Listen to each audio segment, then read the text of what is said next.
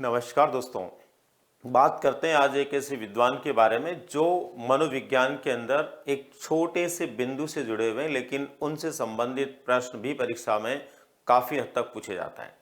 आप किसी भी प्रकार की शिक्षक भर्ती परीक्षा या अध्यापक पात्रता परीक्षाओं से संबंधित किसी परीक्षा को देते हैं तो डेफिनेटली आप लोगों को कई बार उस विद्वान से जुड़ी हुई जानकारियाँ पूछी जाती है। तो क्यों ना आज हम कुछ ही मिनटों के अंदर उस विद्वान से संबंधित कुछ खास जानकारियों को प्राप्त करते हैं।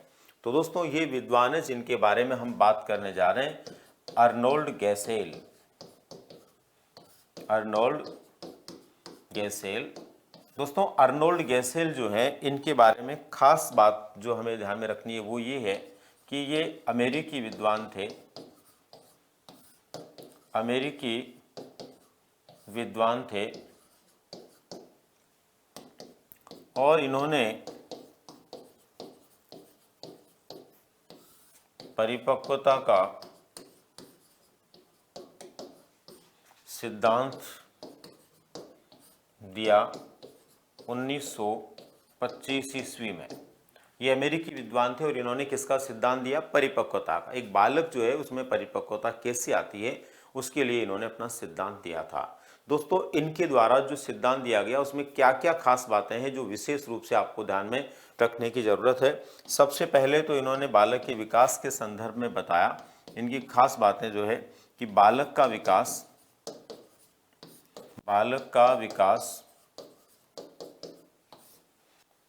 केवल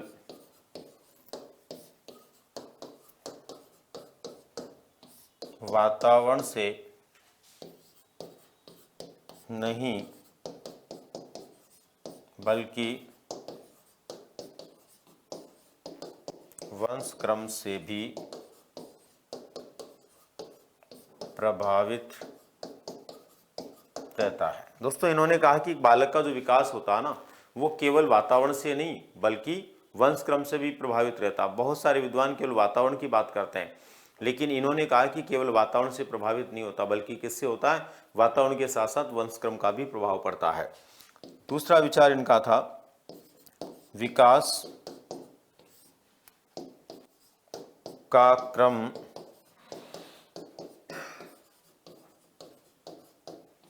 परिपक्वता की दिशा में होता है, जो एक बालक के तंत्रिका तंत्र के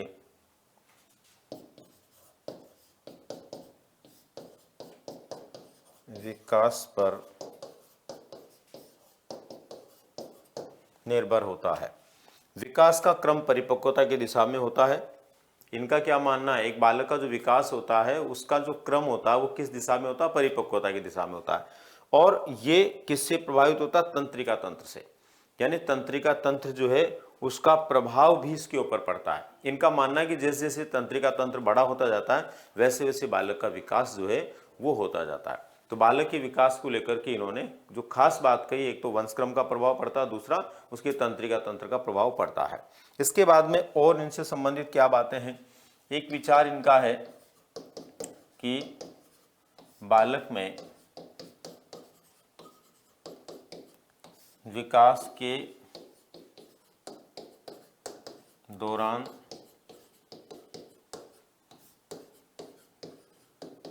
सबसे पहले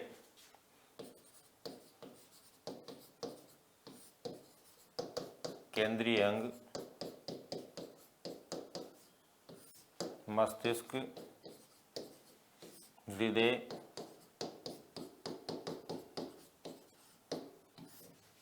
एवं तंत्रिका तंत्र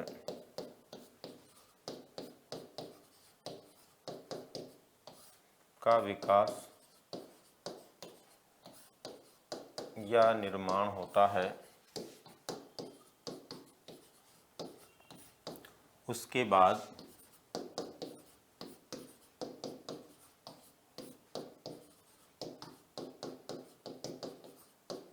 बाकी अंगों का क्या कहा इन्होंने? बालक में विकास के दौरान सबसे पहले केंद्रीय अंग जैसे मस्तिष्क, हृदय है या तंत्रिका तंत्र का पार्ट है, ये विकसित होता है या निर्माण होता है। उसके बाद में बाकी अंगों का निर्माण होता है। तो विकास में सबसे पहले इन्होंने केंद्रीय अंगों के निर्माण की बात करी है, बाद में तंत्रिका तंत्र का, और उसके बाद में अन्य अंगों के विकास की या वृद्धि की बात इन्होंने करी है।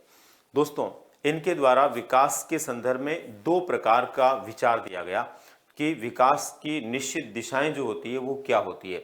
तो विकास की दिशाएं, विकास की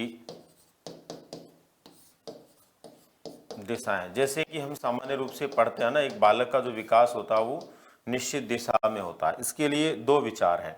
एक विचार इन्होंने दिया है, उसके अनुसार बालक का विकास जो होता है वो होता है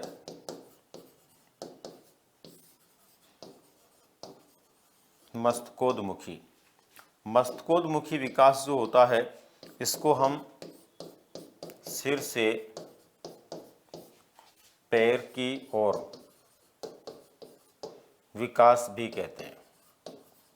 मस्तकोद्मुखी विकास को हम क्या कहते हैं? सिर से पैर की ओर विकास भी इसको कहा जाता है। ये विचार इन्होंने दिया है। और दूसरे नंबर पर जो ये विचार इनका है वो है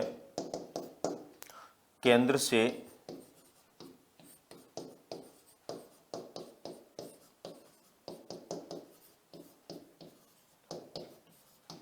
परिधि की ओर या समीप से दूरी की ओर इन्होंने अपना ये विचार दिया। दोस्तों, कई बार इनका इंग्लिश वर्जन भी परीक्षा में आ जाता है। तो मस्तकोद्मुखी विकास को इन्होंने कहा है सिफेलो कोडल। आपको ये भी पूछा जा सकता है मस्तकोद्मुखी विकास क्या होता है? सिफेलोकोडल होता है, यानी सिर से पैर की ओर विकास होता है। और जो केंद्र से परिधि की ओर होता है ये होता है प्रॉक्सी मोडिस्टल, यानी इसको प्रॉक्सी मोडिस्टल कहते हैं। अब इसका मतलब क्या है? सिर से पैर की ओर का मतलब होता है बालक पहले सिर के ऊपर नियंत्रण बनाता है जन्म के बाद, फिर धीरे धीरे गर्दन पर, सीने पर और उसके बाद में कमर पर वो अपना जो है नियंत्रण बनाता है, और फिर बहुत लंबे समय के बाद 1 साल का हो जाता है तब जाकर 2 पैरों पर नियंत्रण बना पाता है। यानी सिर से लेकर पैर की दिशा में उसका विकास होता है या नियंत्रण वो बनाता है। दूसरे नंबर पर केंद्र से परिधि की ओर या समीप से दूरी की ओर या प्रॉक्सी मोडिस्टल का मतलब क्या है? बालक में पहले केंद्रीय अंगों का निर्माण होता है, उसके बाद में बाहर के अंगों का निर्माण होता है। यानी केंद्रीय अंग पहले बनते हैं, अंदर के अंग पहले बनते हैं और उसके बाद में बाहर के अंग बनते हैं। तो एक बालक के अंदर जो निर्माण होता है, गर्भावस्था के अंदर जब बालक होता है उस समय, तो उस समय केंद्रीय अंग पहले बनते हैं और बाहर के अंग बाद में बनते हैं। उसको हम क्या बोलेंगे? प्रॉक्सी मोडिस्टल, या केंद्र से परिधि की ओर या समीप से दूरी की ओर, या इसको अंदर से बाहर की ओर विकास भी कहा जा सकता है। तो विकास की दिशाओं के बारे में ये विचार इनके द्वारा दिया गया। यहाँ पर आपको ये भी ध्यान रखना है कि विकास की दिशाओं के संदर्भ में इस तरह के विचार कुप्पुस्वामी ने भी दिए हैं। तो कुप्पुस्वामी भी ऐसे विद्वान है जिन्होंने इस तरह के विचार दिए, लेकिन यहाँ सिद्धांत के रूप में किसने इसको दिया है? जो है अर्नोल्ड गैसेल ने दिया है। नेक्स्ट दोस्तों, अर्नोल्ड गैसेल का एक विचार आपको ध्यान में रखना है, बालक के विकास का क्रम। कभी कभी बालक के विकास के क्रम से भी आपको पूछा जा सकता है। तो बालक के विकास के क्रम की यदि हम बात करें तो जब बालक 1 माह का होता है, 1 माह का बालक, उस समय वो सिर पर नियंत्रण करता है। अच्छा, यहाँ पर यह भी ध्यान रखना है, सबसे पहले आंख और सिर पर नियंत्रण। ऐसा पूछा जा सकता है आपसे कि बालक सबसे पहले किन अंगों पर नियंत्रण कर पाता है? तो आंख पर और सिर पर, ठीक है ना। तो यहाँ पर 1 माह का बालक अपने सिर को उठाने लगता है, सिर के ऊपर नियंत्रण करने लगता है। इसके बाद में 2 माह का जो बालक होता है वो सीने पर नियंत्रण करने लगता है, सीने पर नियंत्रण करने लगता है। वो बालक जब 4 माह का होता है तो सहारे से बैठना, यदि उसके कोई सहारा लगा दिया तो वो बैठ सकता है। पहले तो सोता रहता है 4 माह से पहले तो, लेकिन 4 महीने का बालक सहारे से बैठ सकता है। 7 माह का बालक, 7 माह का बालक बिना सहारे बैठना वो सीख जाता है। इसके बाद में 9 माह का बालक फर्नीचर पकड़कर खड़ा होना। फर्नीचर मतलब चारपाई है, कुर्सी है, टेबल है, कोई भी सामान घर में होता है तो उसको पकड़कर बालक खड़ा होने लग जाता है जब वो 9 माह का होता है। 10 माह का बालक घुटनों के बल चलना। 10 माह का बालक घुटनों के बल चल सकता है। 11 माह बिना सहारे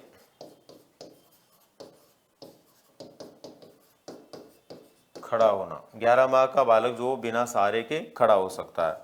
और 12 माह का बालक बिना सहारे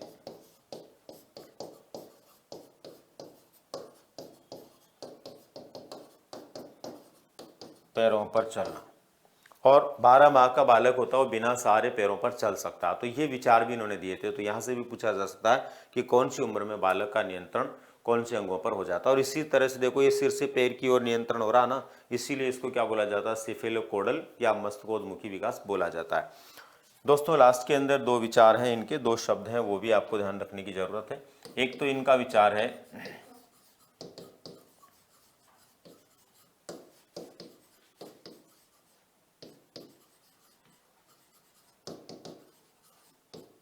रेसिप्रोकल इंटरवीविंग। रेसिप्रोकल इंटरवीविंग। रेसिप्रोकल इंटरवीविंग का मतलब क्या है? रेसिप्रोकल इंटरवीविंग का मतलब है, इन्होंने माना है कि जब बालक विकास कर रहा होता है ना, उस समय 2 विपरीत जो परिस्थिति आ जाती है उनके बीच में ये बहुत प्रभावपूर्ण तरीके से क्या बना लेता है, समन्वय बना लेता है। यानी विकास के दौरान एक बालक 2 विशेष विपरीत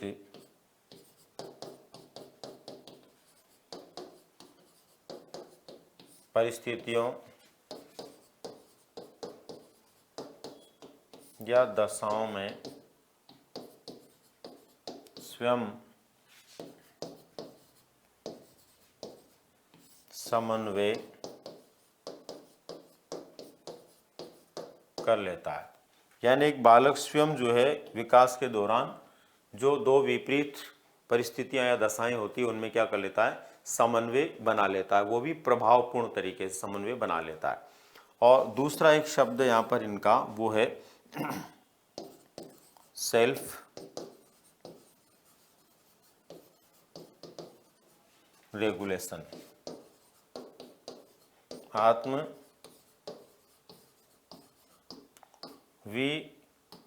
विनियमन। आत्म विनियमन इसका मतलब क्या होता है? तो इसका मतलब है दोस्तों, इनका ये मानना है कि एक बालक छोटी उम्र में ही अपने कुछ समय जो है वो फिक्स कर लेता है, जैसे खाना पीना सोना, इनका समय फिक्स कर लेता है, कब उसको दूध पीना, कब उसको सोना है, ये उसका खुद का अपना होता है। तो खुद के व्यवहारों पर बालक जो है अनुशासित हो जाता है, ये अपना टाइम टेबल बना लेता है, नियंत्रण कर लेता है, खुद के नियम बना लेता है, वो क्या है, सेल्फ रेगुलेशन है। यानी एक छोटा बालक स्वयं के लिए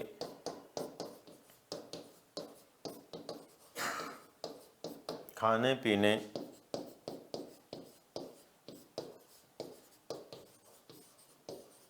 सोने के नियम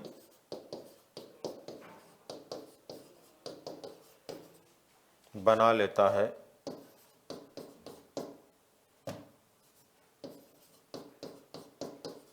और फिर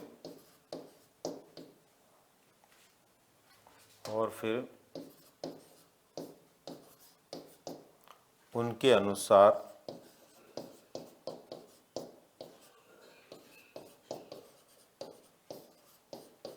ही व्यवहार करता है। यानी एक छोटा बालक होता है, वो अपना खाने पीने सोने का, आप कभी भी देखेंगे तो एक छोटा बालक होता है, उसकी माँ को पता होता है कब ये सोएगा, कब ये जगेगा, कब दूध पिएगा और उसका फिक्स टाइम टेबल होता है। तो एक बालक खुद का अपना टाइम टेबल बनाने लग जाता है मन में और अपने हिसाब से उसको व्यवहार में भी लाता है। एक छोटा बालक जो 3 4 5 महीने का होता है वो भी, तो उसको क्या कहा गया है, सेल्फ रेगुलेशन या आत्म विनियमन कहा गया। तो दोस्तों ये था एक छोटा सा विचार, और जो विद्वान थे जिनके बारे में हम बात कर रहे थे वो थे अर्नोल्ड गैसेल। तो इनको अर्नोल्ड गैसेल के द्वारा छोटा सा सिद्धांत दिया गया, एक सामान्य सा विचार दिया गया, लेकिन आने वाली परीक्षाओं के लिए बहुत महत्वपूर्ण है। पिछली कई परीक्षाओं में यहाँ से प्रश्न पूछा गया, तो उम्मीद करता हूँ आप लोगों को ये बात समझ में आएगी और आपके निश्चित रूप से उपयोग में आएगी। धन्यवाद।